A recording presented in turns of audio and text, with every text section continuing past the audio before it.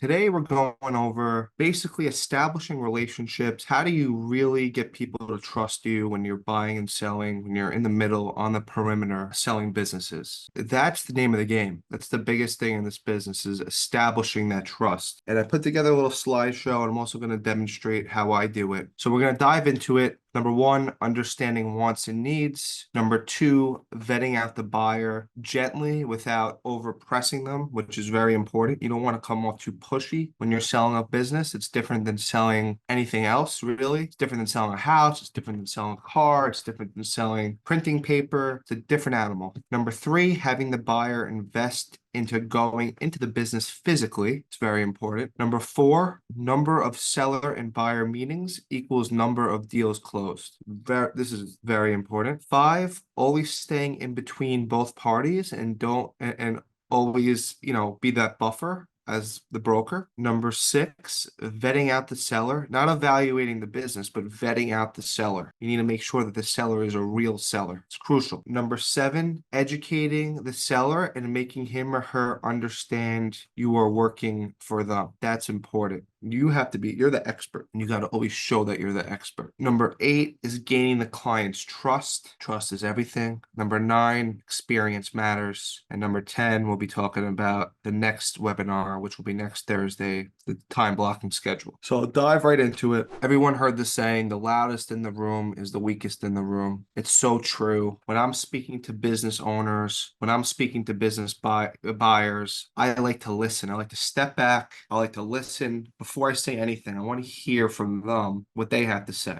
I want to understand their experience level. I want to understand what they've dealt with in their life. So it's extremely important that you stop talking and start listening. Just take notes on this. Being a good salesperson requires understanding the client's needs. At the end of the day, the money that will be made won't be as easy as you think. You have to always put yourself in the buyers and the sellers' shoes. And I like to tell the buyers and the sellers, after I got their trust a little bit, I'm working for you and I'm looking at this deal. I'm looking at this car wash like I'm selling this car wash, like it's my car wash and I'm selling it in my best interest. I'm looking at this car wash like I'm buying it. Like I'm gonna help you do the due diligence like I'm buying the car wash. Very important to say little things like that and really mean what you say, because a lot of salespeople, they don't really care. If you really show that you care, you're going to gain that trust, and everything is trust. Once you establish that trust, you need to be really consistent what you preach. So understand the seller's needs, understand the buyer's needs, listen more, talk less, and then we're going to go on. So understanding the buyers. When you're speaking to a buyer, a business buyer, you have to understand how quickly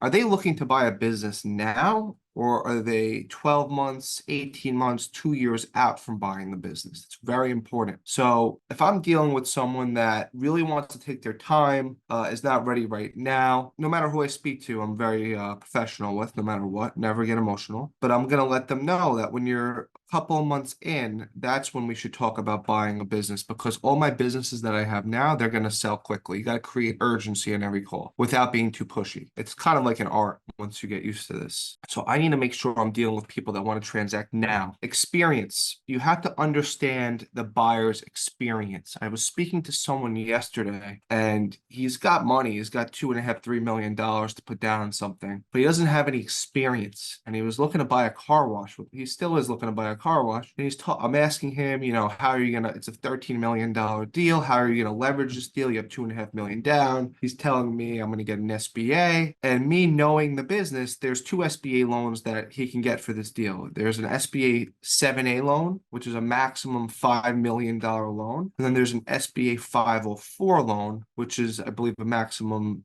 20 million, that maybe even 25 million. I don't know exactly, but it's much higher. So I asked him, I knew the answer. It's a $13 million loan. He has $2.5 million put down. I asked him, what kind of SBA are you looking to get? I know what kind of SBA he needs. I just asked him that. And he said, yeah, I don't know. I think the 7A. So right there, when he told me that, I knew he had no experience, because 7A is 5 million max. You have 2.5, the deal's 13. How are you going to get this deal done? So you have to understand, it doesn't matter if they have money. A lot of people have money. Money, anyone can get money. Anyone can raise money. Anyone can get money. Money is not that impressive. It's actually getting deals done and understanding who has experience. So this guy had no experience. I put him in his place like that. He's like, wow, I really want to work with you. You know what you're doing. And I said, I want to work with you too, but let's go through the motions. You're not going to get a 7A loan. You're going to do a 504. Let's see if it qualifies for a 504. The 504 program likes sellers to hold a 10% note. Did you know that? No, I didn't know that. Okay, we're going to work on that. So you got to understand who's experienced, who's not, and educate them.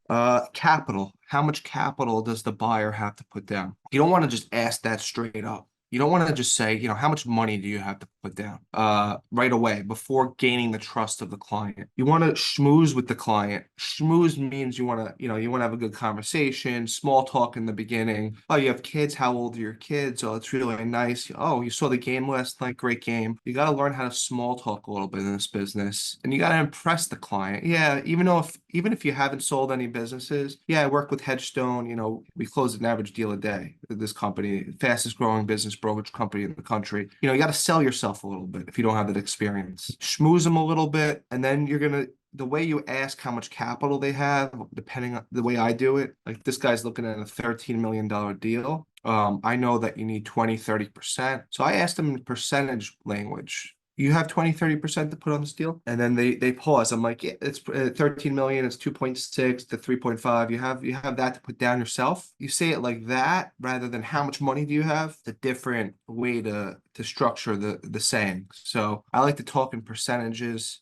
And they'll say, yeah, I have 20-30% to put down. And then and then I asked them, that's how much you have liquid. I just want to make sure because I have other things too. I have deals that are less. I want to make sure you have the liquid. And they're like, yes, I have 20-30%. Or they say, no, I only have, $500. And then the conversation's over. So you have to really know how much capital the buyer has to put down and how to structure the way you ask them. So capital, understanding SBA laws, that shows experience. Everyone thinks they know everything about the SBA. Everyone thinks they think you could put 10% down on an SBA loan. Can't do it. Any SBA lender. I know there might be an SBA lender or two in here. It's very hard to get a deal done with 10% down. It really depends on how the owner structures his financials because that's how you could tell what the loan can be. So 10% down is unlikely. And then education. You are the advisor. You're the expert. You have to always act like the expert. You have to have the confidence in every conversation when you speak to these people that you're the expert.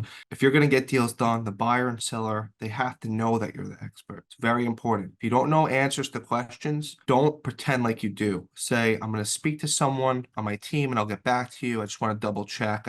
I believe I know the answer. I just want to double check. I'll get back to you. Don't say you know the answer. It's very important. Okay, I have a question. The buyer doesn't want to put in the capital needed for the down payment. How do I go about convincing them to do so? I mean, good question. You shouldn't really have to convince them to do so. In order for deals to get done, the buyer should want to get the deal done more than you want to get the deal done. So there shouldn't be any convincing. You just have to know if they have the money or not. If they have the money, that's all you need to know. Because if it's that good of a deal and they're real, then they'll put the money in. So I don't know if that makes sense, but the way you could convince them is you break it down. Like I break down deals to people. I look at the numbers and I say, okay, the cash flow is 500,000. The debt is 200,000. After paying back the SBA loan, you're left with 300,000. You're putting down 1.1 million. You're going to make your money back in 3 years. Where can you find that? That's how I convince them. So I hope that helped the answer. What kind of support is at our disposal? Tools, legal support, mentor, as far as getting deals done? Great question. So you have the support of myself and you have the support of all the senior advisors on the team, hundreds and hundreds of years of experience.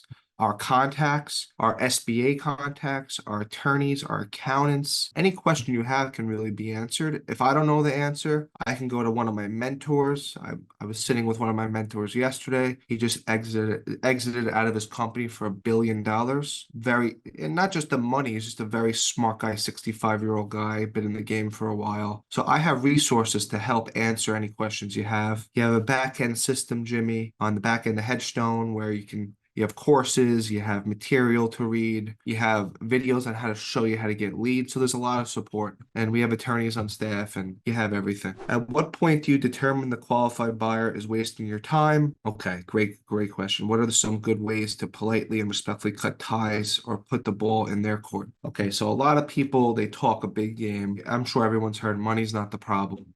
Yeah, it is. I mean, you're a big shot until you got to put the deposit up, right? So everything is about consistency. If you send a buyer a deal, they sign an NDA, you send them a deal, and then once you send them the deal, you follow up with a phone call, and at the end of the phone call, you always end it with the next steps. Okay, today is Thursday. Let's follow up on Monday, and the buyer doesn't follow up with you Monday, doesn't follow up with you Tuesday, doesn't follow up with you Wednesday, and you're calling the buyer, there's no answer. That's red flag. So I think communication, consistency, doing what you're saying you're going to do. Those are things that turn me off in business. If the buyer doesn't say what they're going to do, unless there's a real emergency situation, what are some good ways to politely cut them off? You have to straight up professionally tell them that we were supposed to talk on Monday. He didn't get back to me to the following Tuesday.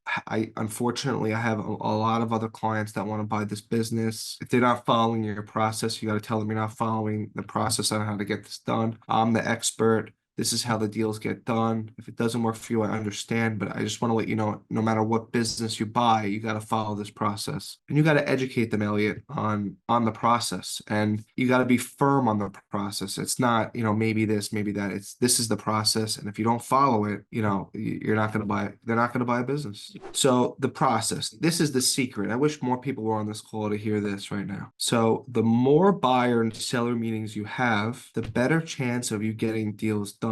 So the more buyers and sellers meet, the better chance of you selling the deal. I like to be at the meeting. I like to be there in person. If you can't be there, it's completely understandable, but it will definitely help you get the deal done if you can be there. If a buyer and seller are let them talk. I like to stand behind them when they're talking, when they're walking and talking, showing the business. I like to stand behind them. I never let them get each other's phone number. If the buyer's like, let me have your number, I interject and I say, respectfully, I would like everything to be dealt with me. I'll negotiate the deal. I'll get us the best deal. That's why I'm here. I've been doing this for a while. Everything has to go through me. And they respect that. If they don't respect that, you have to fight it a little bit. Obviously, you're not going to get physical and fight anyone, but you got to really stay in between the buyer and the seller as best as you could. Because once they have each other's numbers, it's tough to get a deal done. It's very hard for buyers and sellers to directly get deals done. There's a lot of emotions involved. So the goal is to set up buyer and seller meetings. You have them sign an NDA electronically or in person. Once they sign the NDA, you have the buyer go to the business in person, check out the pizzeria, check out the bagel store, the car wash, the laundromat. If they like it, then they call you. You have to teach them this. Then you call me. If you like it, step out of the business, call me, and I'll set up a meeting with the owner. Once that meeting is set up, do your best to get there as the broker and set up as many meetings as possible. Vetting out the seller. This is extremely important as well. Not evaluating the business. Vetting out is different than evaluating the business. You got to make sure that the seller is a seller that's going to actually transact on the business. They're not going to be difficult. If they're difficult the first time you speak to them, how do you expect to get a deal done? So I had a seller, had a great business, amazing business, a manufacturing company. I love the business and I never get emotional on anything, but he was so difficult with every little thing. No matter how much I was emotionally tied to the business, I loved it. I just knew that if I went down that route of trying to work with him, I would never get the deal done because of how difficult he was. So you have to understand who you're dealing with. You have to understand the backstory of the seller. What's the history of this business? Does this owner have a partner? You have to ask these questions. Does this owner have any tax issues, any liens on the business? What are the undercover? You got to really go under the hood and understand and know the questions to ask. How many partners are in place? How long has this business been owned by the same owner? How long has this business been there, in general? What do their capital gains look like? When they sell this business, they've owned it for 40 years. What are their capital gains? What are they going to look like? Are they going to be millions of dollars? And is that going to affect the sale? You're going to go through this whole process, get a deal. I did a car wash deal last year, $11 million deal. The guy promised me, I've been working on this guy for 2 years. We're going to get this deal done in contract. $600,000 down on the contract, $11 million deal. Swear. It's been going on for 2 years. At the end of the deal, the seller's like, I can't pay the capital gains. I just can't do the deal. This was a $500,000 commission for me. And I was like, geez. And I got in touch with the best capital gains attorneys. I got in touch with the best trust attorneys. I got in touch with the smartest people I know. And there was just no way of, even with a note, to even deferring it. He just didn't want to pay it. And he was that difficult. And I made a mistake. I learned from that. And I just can't work with people that are not going to transact. So vetting out the seller is different from evaluating business. You are the expert, right? You're the expert. You own that. When I speak to people, I'm a business broker. And I know what I'm doing no matter what. Even when I first started, I had that confidence where I'm the expert. The average seller sells one business in their lifetime, so they don't really know the process. You have to teach them the process. You need to understand that and have them trust you. You got to gain that trust. We talked about that before. Ask the indirect questions that you know the answers to already. So if I'm dealing with a pizzeria and I'm like, you say you're doing 10,000 a week? Yes, I'm doing 10,000 a week. So how many bags of flour and cases of cheese do you buy a week? Oh, I buy 2 cases of cheese and 3 bags of flour. Or I'll ask him, how many batches of dough do you do on a Friday? If he tells me 1 batch of dough, or he tells me whatever, way less than what he says, I already know that I got to do more verification. As you do this more, you'll learn these indirect questions. If I see that it's a beautiful day on a Saturday or a Friday, and the guy says he does 2.5 million in a car wash, and I ask him, how many cars did you wash today? If he tells me 100 cars, I know he's full of it. So, or if he tells me, I washed 400 cars, then I know he's telling the truth. So you have to ask these indirect questions, and then they'll trust you more when you know your stuff. And you'll learn that as you go. Always make sure the ball is never in your court. This is something where I even teach my top senior people on the team. I'm always preaching this. If the ball is in your court, you got to get it out of your court. If there's something that you need to do, you need to draw up an LOI, you need to follow up with the buyer, follow up with the seller, get back to the co-broker, whatever it is. Make sure that it's out of your court. Make sure that it's in the buyer, seller, co-broker's court always. That's how you get deals done. That's a very important statement. And then you always want to meet the seller on a Zoom or in person. If you're not in the same state, you should definitely meet them on a Zoom, face to face. It's great.